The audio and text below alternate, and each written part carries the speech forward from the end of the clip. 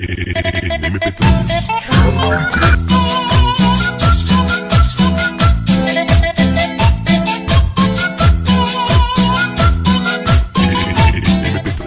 Cuando me enamoro, a veces desespero. Cuando me enamoro, cuando menos me...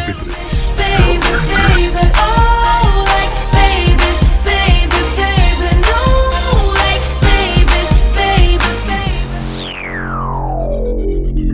Prepárense, porque van a disfrutar algo totalmente nuevo y diferente.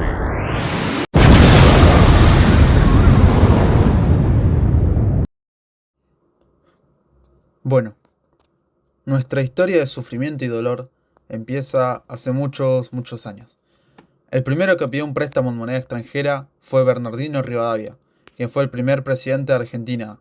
En 1824, cuando Argentina todavía ni siquiera se llamaba así, sino las Provincias Unidas del Río de la Plata. El país tardó más de un siglo en poder cancelar esa deuda, con la Baring Brothers de Inglaterra, por 1 millón de libras esterlinas.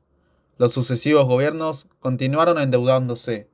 En 1880, la élite gobernante, conocida como la Generación del 80, casi triplicó la deuda extranjera, que pasó de 14 a 38 millones de libras. Para que se den una idea, eso equivale a 204.860.128 alfajores Guaymallén. En 1890, Argentina estuvo al borde del default. La carga de los servicios de deuda representaba cerca del 50% de los ingresos fiscales. Carlos Pellegrini decidió que el país debía honrar sus deudas para mantener abiertos los mercados externos. El presidente Luis Sáenz Peña, que asumió en 1892, continuó la negociación con los bancos acreedores iniciada por su antecesor Carlos Pellegrini, y se comprometió a pagar cada año una suma de 1.565.000 libras al Banco de Inglaterra. En 1898, el general Julio Argentino Roca asume un segundo mandato como presidente de la nación, mientras que su colega político Carlos Pellegrini asume como senador nacional. Roca le pidió a Pellegrini la elaboración de una iniciativa legislativa para la consolidación de la deuda pública. La propuesta obtuvo la media sanción del Senado, pero después de muchos artículos periodísticos y manifestaciones públicas criticando la medida, Roca decide no apoyarla. Muy mal, Roca, traicionaste a un amigo. Como diríamos nosotros, medio que te pusiste la gorra, pero ¿quién soy yo para opinar? Luego siguió la presidencia de Hipólito Yrigoyen, donde la deuda externa aumentó principalmente para financiar el creciente déficit fiscal generado por la política de contratación de miles de empleados públicos. Entre 1913 y 1917, el PBI se contrajo un 20%. La caída del PBI per cápita fue aún más importante, pues descendió un 34% en el mismo periodo. Esta recesión, profunda y prolongada, superó incluso la producida durante la Gran Depresión. El periodo 1947 a 1951 indica una tendencia a la baja en la tasa de intereses, en consonancia con la estabilidad económica, y una marcada disminución de la deuda externa que se salda completamente en 1952. Desde la etapa anterior, el acuerdo de 1824 con la casa Baring Brothers, no había sucedido una situación similar en la historia argentina, que ubicara al país como acreedor, desplazándolo de su posición de deudor. El primer acuerdo con el FMI, si a estas alturas alguno no sabe qué es eso, lo invito a que se retire del aula, se firma en 1958, durante la presidencia de Arturo Frondizi. Se trataba de un préstamo por 75 millones de dólares destinado a estabilizar el problema cambiario y frenar la inflación. En el partido, dentro del gobierno y en la opinión pública, había resistencia a aplicar medidas que se contrapusieran a los ideales desarrollistas y a las promesas de la campaña electoral. En el periodo militar entre Juan Carlos Onganía y Alejandro Agustín Lanús, la deuda externa argentina se incrementó desde los 3.276 millones de dólares a 4.800 millones, un 46%. El ministro dispuso que la deuda comercial flotante de 700 millones de dólares existente en ese momento se convirtiera en deuda financiera. En octubre de 1975, Guido Di Tella, el secretario de Programación y Coordinación Económica del gobierno de Isabel Perón, envía una carta al FMI solicitando apoyo financiero en medio de la crisis del petróleo. Este préstamo finalmente es aprobado en diciembre del mismo año. Entre los gobiernos de Héctor José Cámpora, Juan Domingo Perón y María Estela Martínez de Perón, la deuda ascendió de 4.870 millones de dólares a 7.800. Para que se den una idea, eso equivale a 69.583.382 termos Stanley. Durante la última dictadura militar, la deuda trepó hasta los 45.000 millones de dólares, un 364%, con lo cual se pasó a tener una deuda per cápita de 1.500 dólares.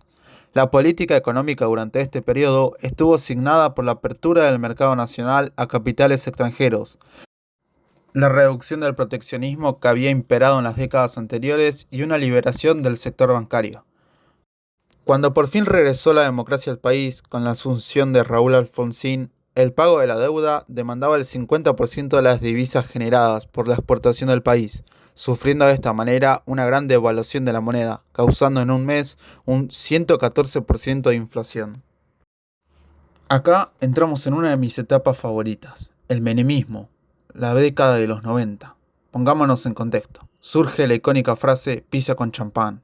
Teníamos el 1-1. Maradona dio positivo en doping. Liberan a Nelson Mandela y salía la peli de Space Jam. ¡Qué peliculón!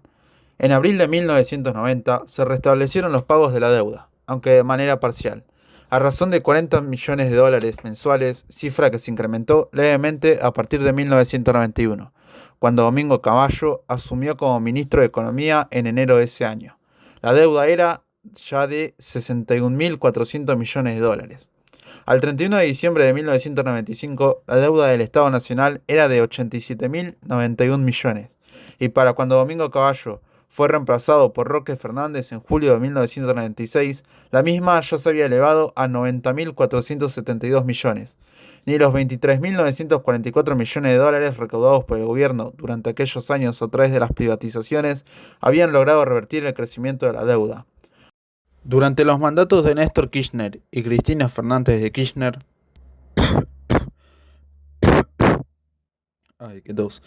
se llevaron adelante dos canjes de deuda, en 2005 y 2010, y se canceló la totalidad de la deuda que el país tenía con el FMI.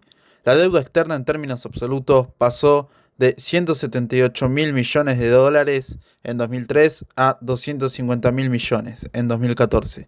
Sin embargo, según datos del FMI, la Argentina experimentó entre 2003 y 2013 una reducción del 73% de su deuda externa respecto al Producto Bruto Interno, y resultó ser el país con mayor nivel de desendeudamiento del mundo. Durante el gobierno de Mauricio Macri se produce el pago de los holdouts que habían quedado fuera de los canjes de 2005 y 2010. Además, el gobierno decide financiar el déficit fiscal de la administración pública con una nueva emisión de deuda. Según datos del INDEC, la deuda externa creció un 76% entre finales de 2015 y de 2019. Cumplidos los primeros 11 meses bajo el gobierno de Mauricio Macri, el Estado Nacional, los estados provinciales y los bancos argentinos habían recibido 40.000 millones en préstamos, con lo que la deuda pública quedaba en cerca de 200.000 millones. En menos de 2 años, entre diciembre de 2015 y junio de 2017, la deuda emitida por el gobierno argentino fue de casi 100.000 millones de dólares, iniciándose el tercer gran ciclo de endeudamiento argentino a un ritmo más veloz que el anterior, comenzado con la dictadura militar de 1976. Alcanzando la cifra de 216.351 millones de dólares en diciembre de 2017. Datos posteriores a junio provisto por consultoras privadas llevan el total de la deuda bruta hasta los 342.000 millones de dólares. Para que se hagan una idea, eso equivale a más o menos 684.000 countries en pilar. Bueno, acá termina nuestro viaje a través de la deuda externa argentina y los gobiernos nefastos que tuvimos. Muchas gracias por escuchar.